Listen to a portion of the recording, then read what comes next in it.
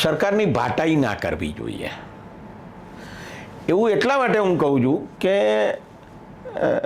તમને જો સમજણ જ ના પડતી હોય કે લોકશાહી એટલે શું અથવા મૂળભૂત અધિકારો નાગરિકોના એટલે શું, તો તમે બોલવાનું બંધ રાખો અને સાહિત્યકારો અને કલાકારો જો સરકારની ટીકા ના કરે, સરકારના કાર્યોનું મૂલ્યાંકન ના કરે, તો એ શું કરે છે એ જ મોટો સવાલ છે. તમે દુનિયાના મોટા સાહિત્યકારોના નામો બોલો છેલ્લા 100 વર્ષના, તો હું તમને કહું કે એ લોકો શું કર્યું છે.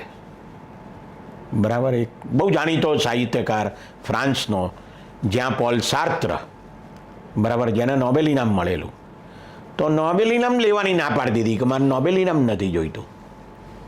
બરાબર. એ માણસ એ ફૂટપાથ ઉપર ઊભા સરકારના વિરોધમાં લખેલા ચોપાનિયા વહેંચે છે પેરિસની ફૂટપાથ ઉપર. પોલીસ આવીને પકડે છે, પોલીસ લઈ જાય છે, પોલીસ કસ્ટડીમાં રાખે છે, થોડી વાર પછી એને છોડે છે, તો પાછો ફૂટપાથ ઉપર આવીને વેચવાનું ચાલુ કરે છે ચોપાનિયા. આ પણ સાહિત્યકાર છે.